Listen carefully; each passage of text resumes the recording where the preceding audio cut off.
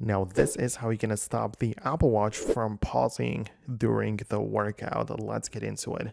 Now, in fact, this is pretty simple to be fixed because all you need to do is just to grab the iPhone, which is paired to your Apple Watch, and open up the Watch app where you can manage all of these settings. When you get in here, just scroll down and from the list of apps, just tap on the workout. And you've got a bunch of different settings here, but you have some regarding the pausing as well.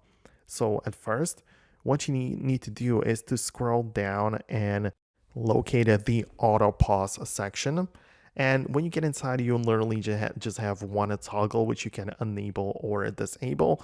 And if you just turn it on, you have like more workout types. So you can also just set it specifically for that workout. But essentially, when you turn it off, it just means that even if your watch detects that you perhaps stopped moving as much, well, it will not automatically pause the workout.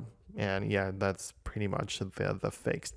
If you just scroll down a bit more, you also have the press to pause, right? So you also can enable or disable this toggle, which basically means that you can pause or resume your workout by pressing the side button and the digital crown at the same time, which is like a gesture which usually is performed for taking a screenshot. But if you quickly want to do that, you can also just during a workout with this feature enabled, you can also just perform that gesture and pause or unpause the workout. So yeah, that's another feature to explore. So, but that's basically it. That's the fix for the issue. So let me know below in the comments if you managed to figure it out or if it fixed it for you. Subscribe for more, and I'll see you in the next video.